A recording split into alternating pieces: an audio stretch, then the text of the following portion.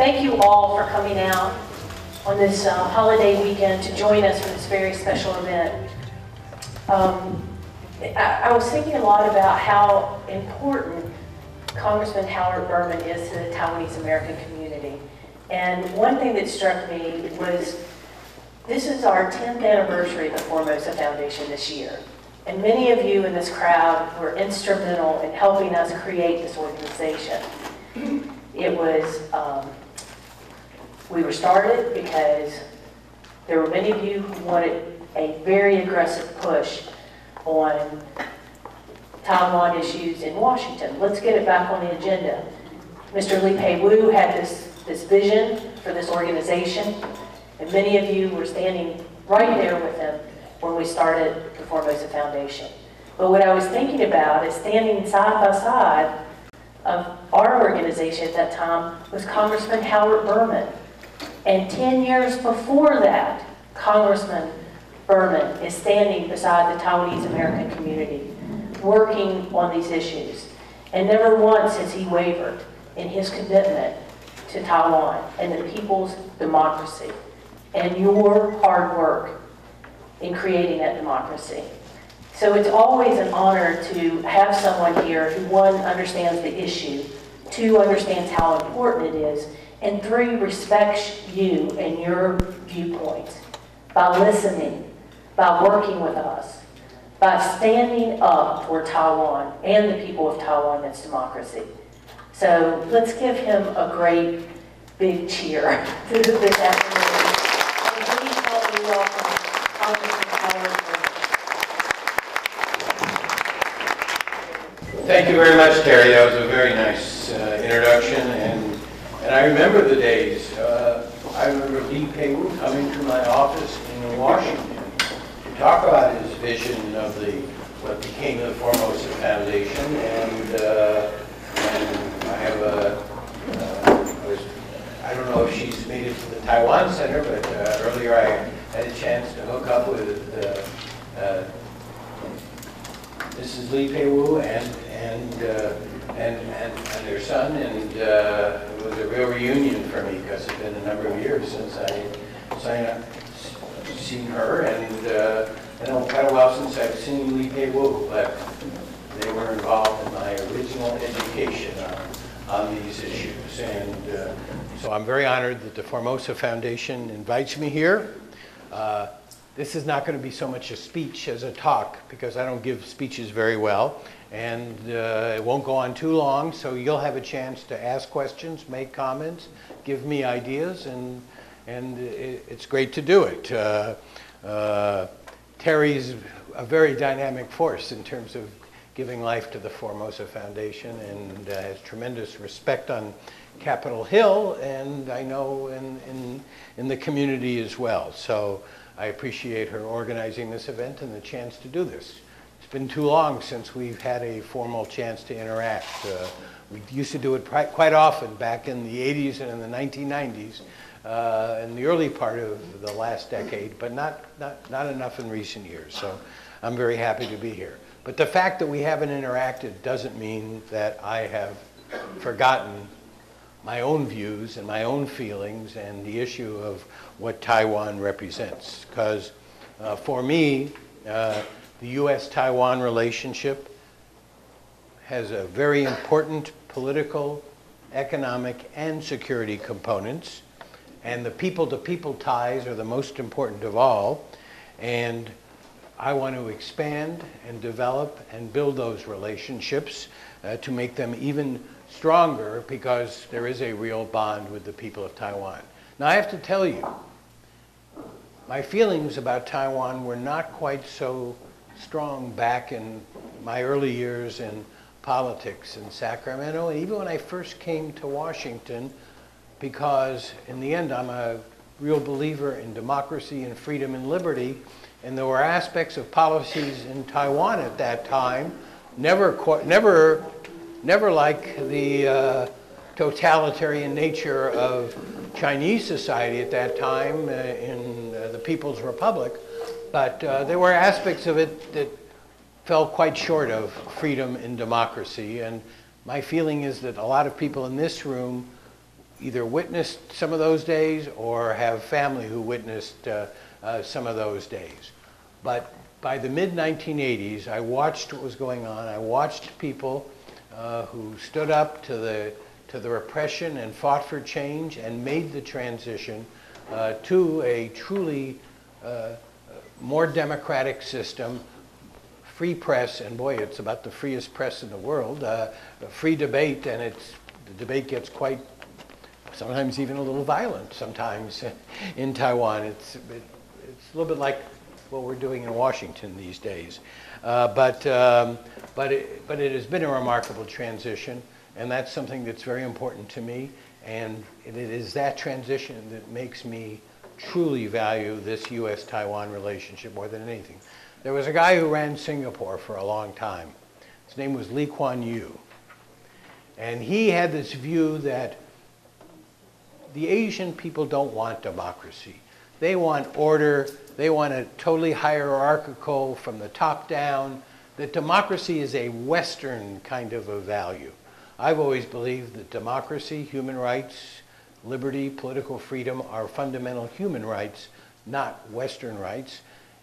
Taiwan, to me, is one of the most vivid examples of the fact that puts the lie to the notion that these values are only Western values. And now we see, even in areas like the Arab world, which have never had democracy, the human yearning for democracy, the Arab Spring, people wanting to control their own destiny through elections, through having the governments representing them, not being the repressors of them in their economic and in their political future. So Taiwan looms very large here. It is a model for people who are proponents of democracy, and I'm a staunch supporter, particularly of the people of Taiwan, and want to work in Congress, continue to work on its, for that strong relationship. I have a history here. Is this, that's, I have a history here. In 1996, when I was the ranking Democrat on the Asia Subcommittee, I managed the resolution at the time when the Clinton administration, my own party's government and the State Department were refusing to allow President Lee Teng-hui to attend an alumni reunion at Cornell University. I managed a resolution on the House floor that pushed the State Department to grant him a visa. The House passed it overwhelmingly, I think unanimously or with one no vote. The Senate passed that resolution. And sure enough, Bill Clinton overruled his own Secretary of State, the late Warren Christopher, and granted that visa. But the crazy thing, and it's still true, why does some foreign government get to tell the American government and the American people whether or not, and under what circumstances, a leader of Taiwan can come to this country? So that policy, which still is restrictive, you shouldn't have to have graduated a university and been celebrating the commemoration of your graduation of that university to come to Taiwan. The right to travel, the right of leaders, of democratic peoples to interface with us directly, and not by a telephone call at an airport on your way to some other country, is a fundamental one, and it still bothers me that our policy restricts that, not for any of American interests, but simply to serve somebody else's interest. So that was one place where I was very involved. I've obviously been a longtime supporter of Taiwan's participation in the WHO, the World Health Organization, and we've made some progress there, and that's important. Permanent trade relations status with China. I think I was the person who first raised and insisted. It's not that I'm a protectionist. It's not that I'm against normal trade relations with China, although I'd like the trade sometimes to be a little fairer and all of that. But it's, what if China does what it has threatened to do at different times, and in the late 90s started to do, What if they attack Taiwan? What if they put a blockade on Taiwan? What if they fire their missiles into the Taiwan Straits again? I want China to know that they lose their normal trade relation status with us. They lose the benefits of ability to import if they resort to military force or blockades against Taiwan. And I made that, and the people adopted my motion as a motion to recommit. We lost, but I thought it was a very important issue. Very least we could ask for, if we're going to provide this status for China, which has been so important to their economic growth and increase, is that they forswear the use of military means to resolve this dispute. And because it didn't pass, I opposed that, even though I more generally do support trade agreements. Taiwan's a flourishing multi-party democracy, 23 million people, vibrant free market economy. It's the 9th largest trading partner of the United States, much larger than Brazil or India, which are much larger countries. And and there have been some improvements in Taiwan's and China's relationship, but notwithstanding those improvements, China still has not renounced the use of military force against Taiwan. In fact, the recent Defense Department report on the Chinese military states that Taiwan remains the main strategic direction for China, and that the balance of cross-strait military forces and capabilities continues to shift in the mainland's favor. Each day, each week, each month that goes by, the balance tilts more and more to China in a time when they haven't renounced the use of military force. So to deal with that threat, that looming threat, my belief, very strongly, is the United States must continue to supply Taiwan with weapons so that it can defend itself. I recently offered an amendment to a committee markup that passed with overwhelming bipartisan support, I think 43-1. The amendment was offered by my colleague from Northern Virginia and me, both Democrats, but all the Republicans except one supported it. Taiwan is a bipartisan issue. We fight about everything back there, but not on Taiwan in the Congress. It's quite remarkable in a way. But I offered that amendment and called for continuing arms sales to Taiwan, and specifically the sale of the more advanced F-16 fighter jets. Taiwan's Air Force urgently needs these newer planes, both the upgraded ones and the advanced F-16 fighters. And this is something we ought to do, and we ought to do it now. China can lessen the need for that by simply committing to renounce military force, to make it clear and verifiable that they have no intention of trying to resolve the conflict between the two peoples through a military force, but they haven't. And we got obligations under the law, and we have obligations to a friend and a Democratic ally to make sure they can maximize their ability to defend themselves. So now we have an upcoming presidential election in Taiwan next year, and it's a different election. They've combined the parliamentary and the presidential elections. I think I knew that, but I was reminded of it this morning, a little earlier.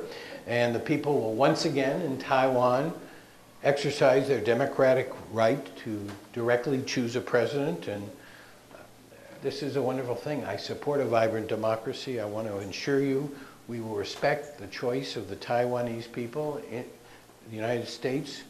It is very important that the will of the people becomes the government, chooses the government of Taiwan, and the U.S. must sure it plays an important role in ensuring both the fairness of the election and the peacefulness of the transition.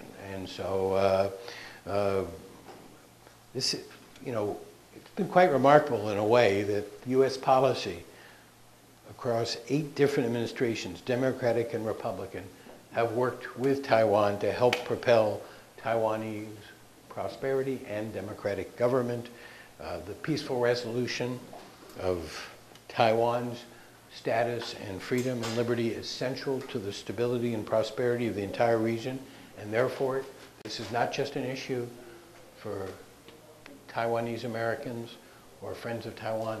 This is a issue of vital importance to the United States because it represents part of our fundamental foreign policy and our fundamental values. So with that, I think I will bring my general remarks to a close, and I would like you very much to feel free to ask me about different issues. If you want to talk about what we're fighting about on economic policies, that's fine. If you want to talk about Taiwan and issues in foreign policy, that's fine as well. So Terry, what do you think? Is that okay? Okay. Congressman, this is a tough mic. So if you have a question, just raise your hand and one of us will come around. Maybe not me with this mic, but somebody will. So we'll take the first question from anyone. Right here. Do you think that Mandarin China is going to use their power? They hold over 100 billion of the U.S. bond as a weapon, affect the U.S. Foreign policy? The China I know, and in no way do I want to dismiss the importance of China for many, many different reasons. But the China I know will raise the specter of every issue to try and get the United States to do what it wants. It will raise the issue of the bonds they hold. And I say, oh, and tell me what China is going to do if we do something they don't like. Tell me where they're going to put, where are they going to put their deposits? China's not putting them in the United States to help the United States. It's putting them in the United States because that's what they think is the safest and most secure place for their tremendous foreign reserves that they've accumulated over the years. So they may try. We should never knuckle under to that kind of pressure. And my own belief is they will then do nothing different than what they're otherwise doing because they're doing this for their economic interests, not as a favor to us. The State Departments always make that in very famous statements. They want to maintain the status quo across the straits. In the last 3 years, there's so much change across the strait relationship right now. The influence of China in Taiwan is beyond, their expressive influence, impressive influence. But we seem to not have changed our basic policy toward Taiwan. And we are worried that to maintain our strategic importance with Taiwan, I believe the United States has to review, based on the current situation in Taiwan now, what the new position and new strategy we should do dealing with Taiwan. Okay, thank you. Well, one reaction, and you may not, when the sovereign government of Taiwan makes certain decisions regarding a direction it wants to go, how the U.S., it is not quite the position of the U.S., I think, oh, we think you are making a mistake in doing it. In other words, in the end, there has to be a system where the Taiwanese people get to decide this issue. And our job has to make sure the Taiwanese people get to continue to decide what the policies are of their leaders. So how we handle, I mean, we would need to talk more. I want to understand better what you mean by we need to change our strategy here. I understand what concerns you, and I think that notion of economic interdependence affecting political decisions is certainly true.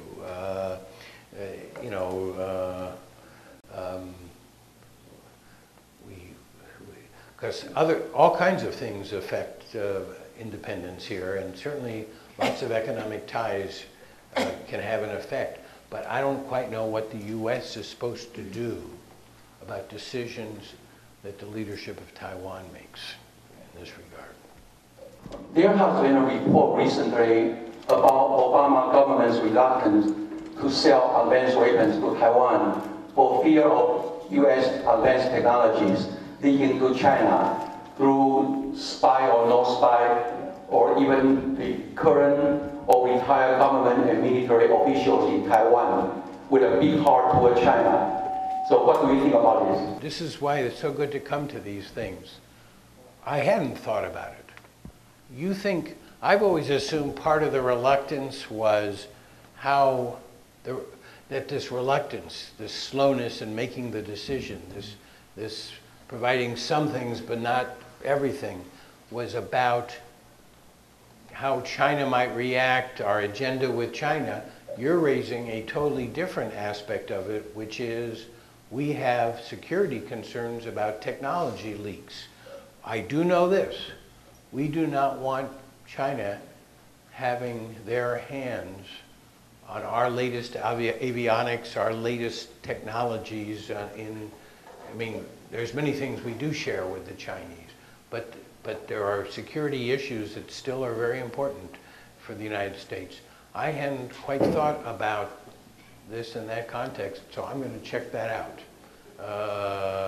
To what extent this reluctance is based on a fear of a hemorrhaging of information to the Chinese military. That's sort of what you're saying, right? Something for me to go back next week and check out. Thank you. My question is regarding Homeland Security. Yes. Last year, we heard from FAPA DC headquarters and tell us, wow, we can find a good result that Taiwan identity in Homeland Security has been corrected. We are Taiwan, not a province of China. However, we found out later that lots of province of China still there. So FAPA went back to ask DC again, say, well, what happened now? I thought it's all clear out.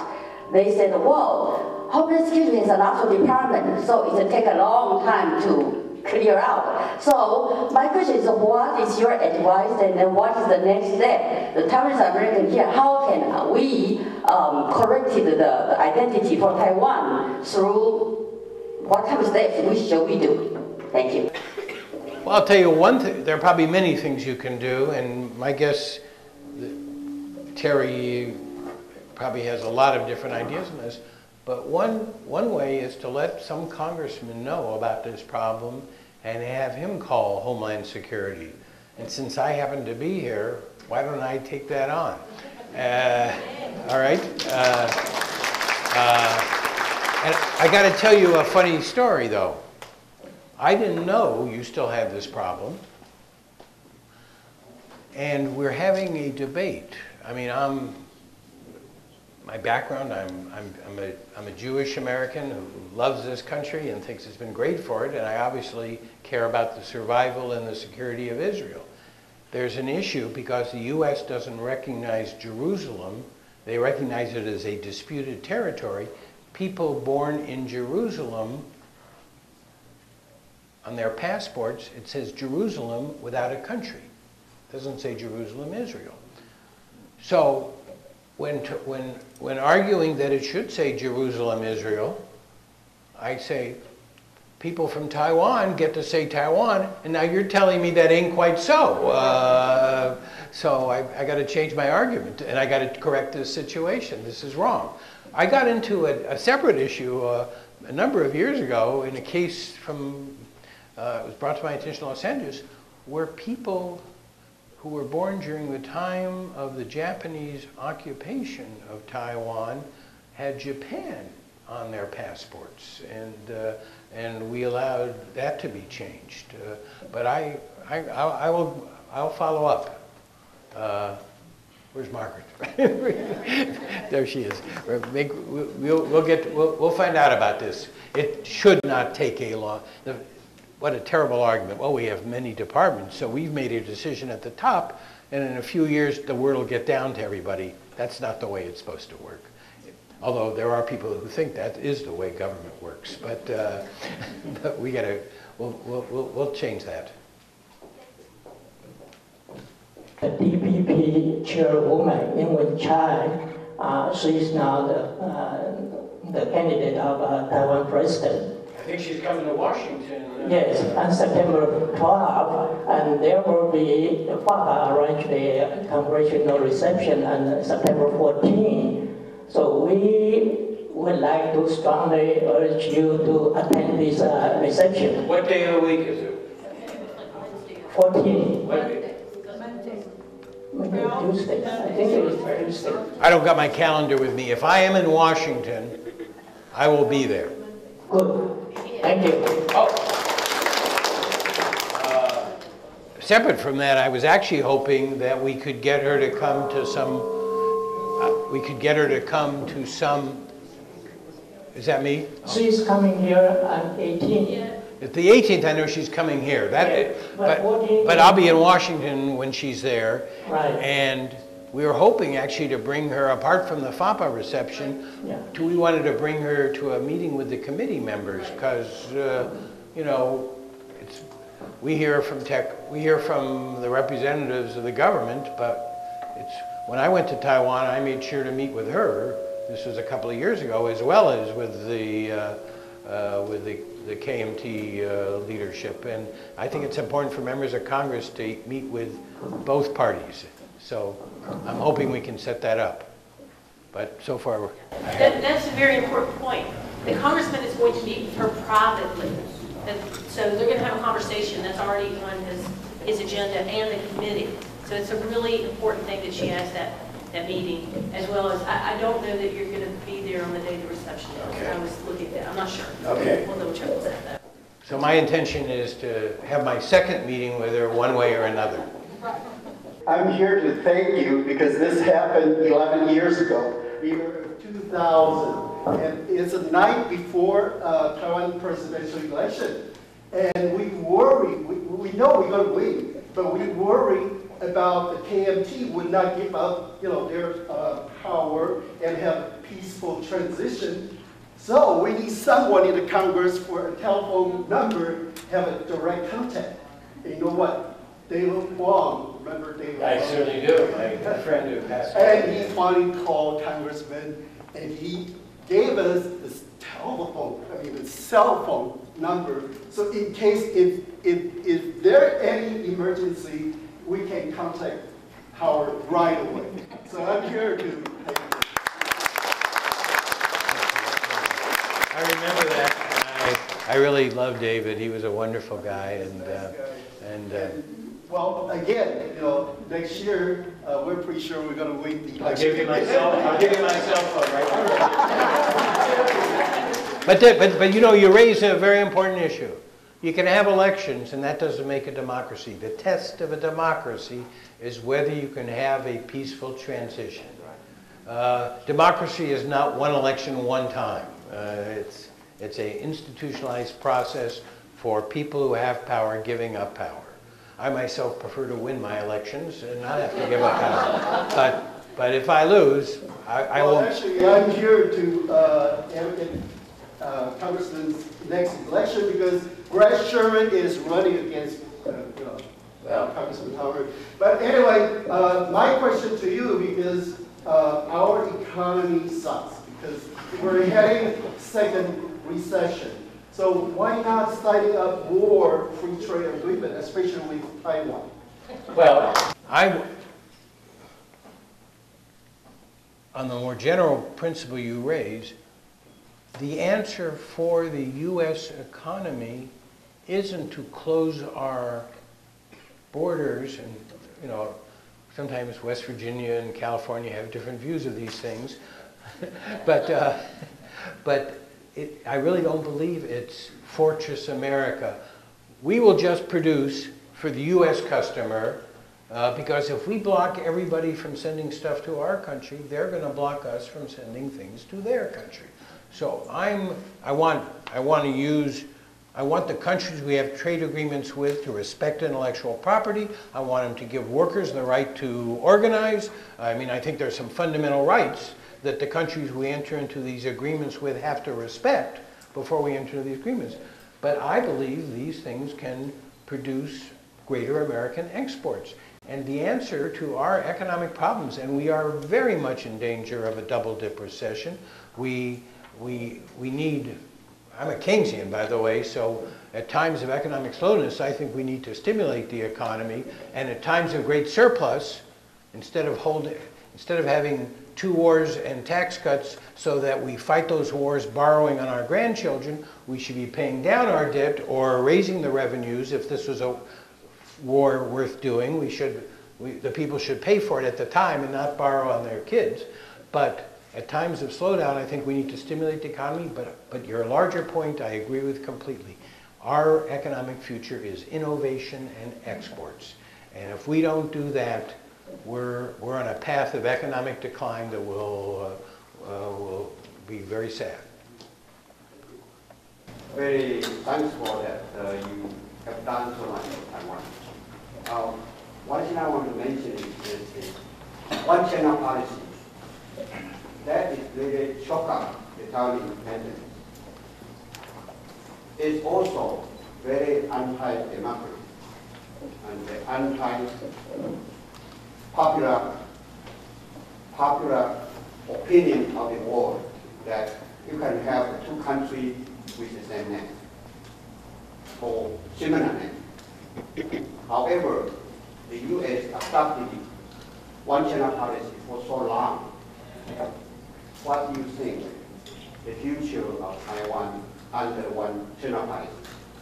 Well, as somebody reminded me, I said it once a while ago, in my mind we have a China policy and we have a Taiwan policy. But that's another matter. It doesn't matter what I say, it matters what official U.S. policy is. And we seem to, and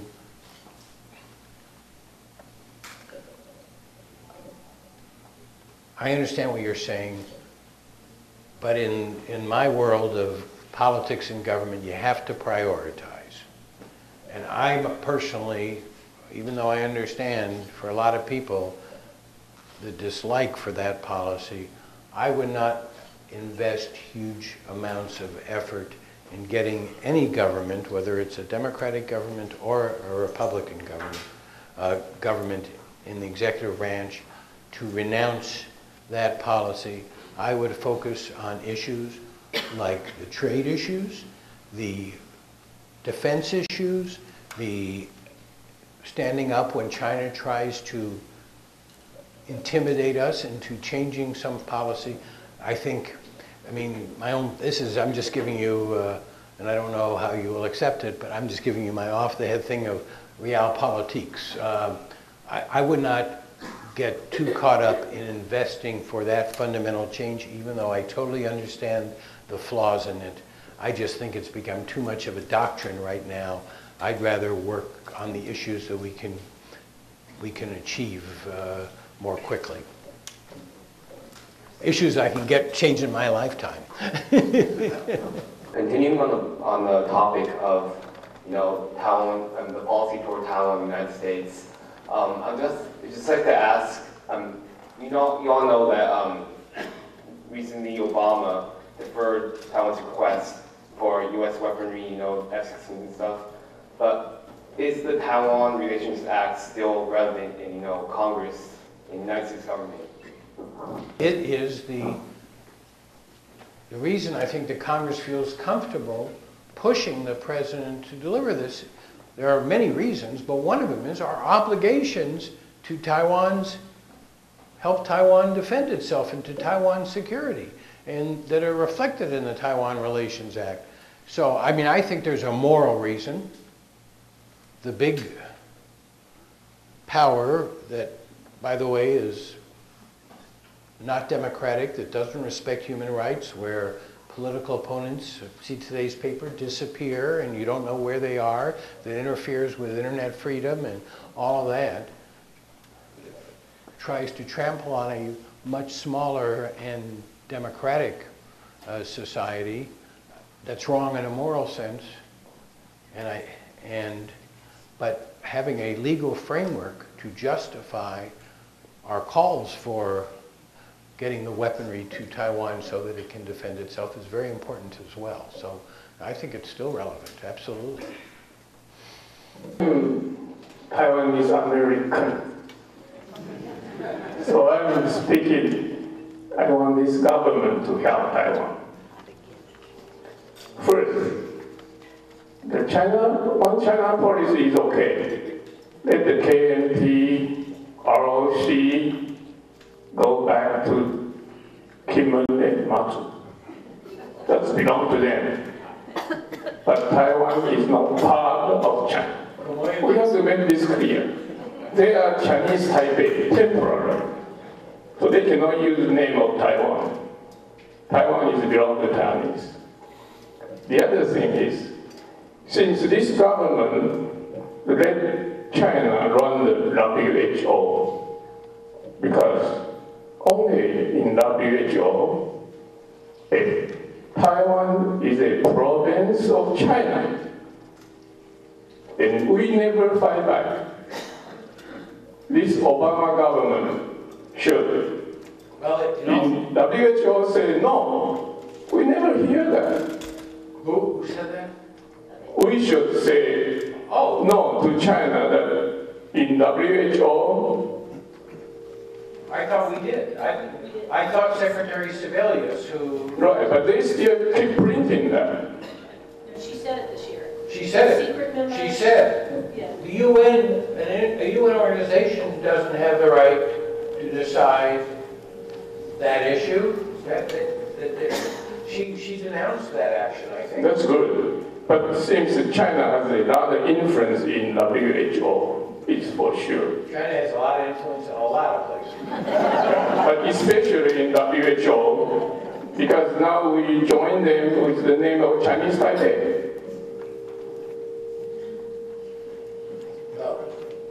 The Ma's government, Ma, M.A., Yes. his Ma government joined WHA, that belongs to WHO, with the name of Chinese Taipei. Oh. That's right. All right. Thank you. This is something I didn't know about.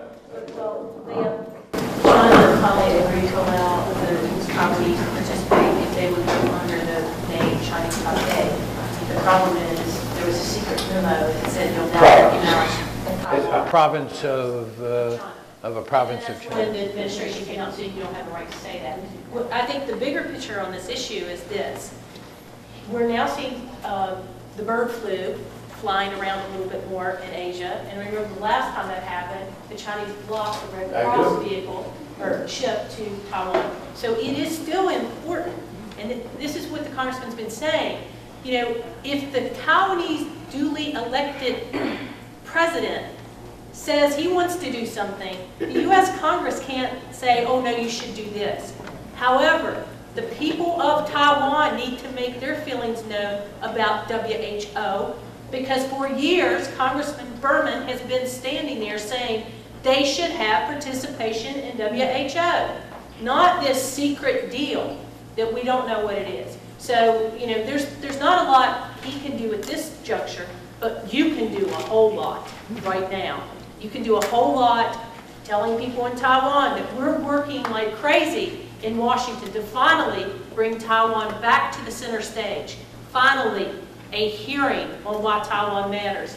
That this gentleman was sitting there the entire time, co-sponsoring resolutions, co-sponsoring amendments, sitting through the hearing, making statements positive for Taiwan. He's doing his job. Now we've got to do ours, right? I had good teachers, some of whom are in this room. One more question. How great China's economy has been. But we all know that it's a almost completely state and provincial manipulated type of economy. They have flooded the whole country with liquidity. And that's, on the surface, it looks great. I'm not saying that They had a big stimulus program. We have heard about the whole shopping center and the whole high-price apartments, you know, going empty and all that. But that's definitely the shortcoming of a planned economy. We know it.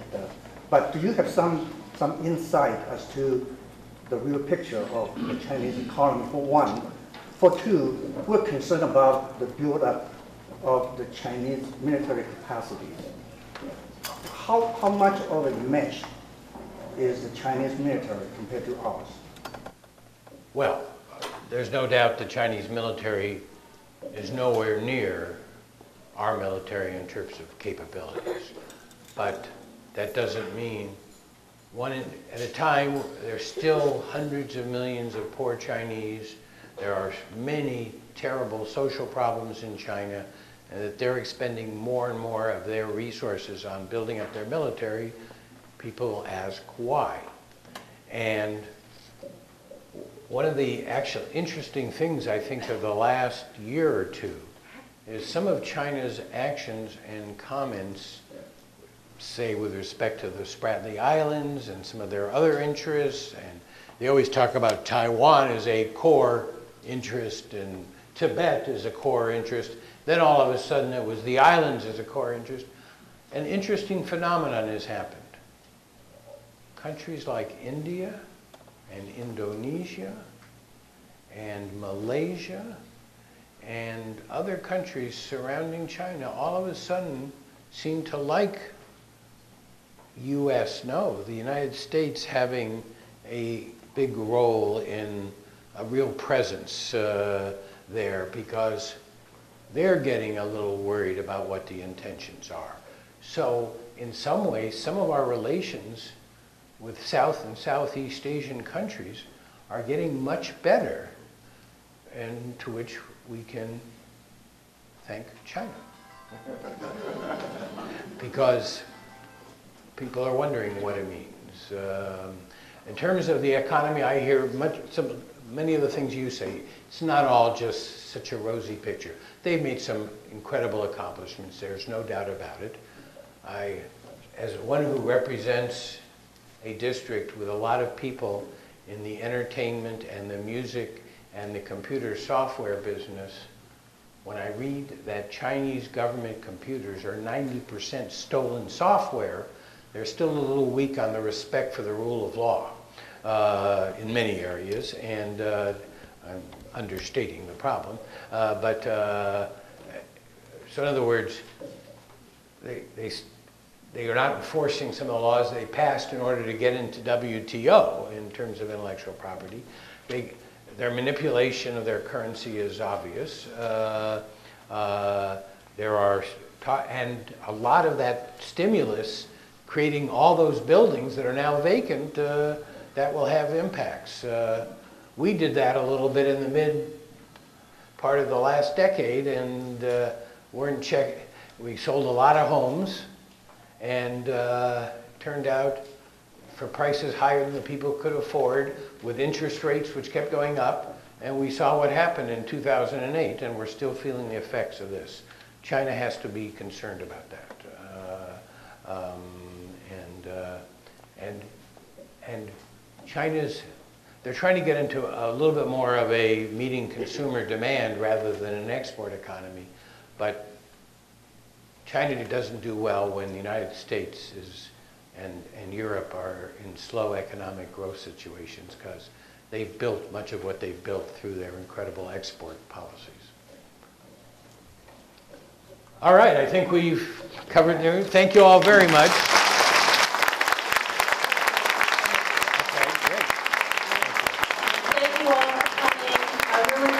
And I want to particularly thank the Professors Association. I know you all have a big meeting today. Thank you so much for joining us earlier and letting us encroach just a little bit on your time.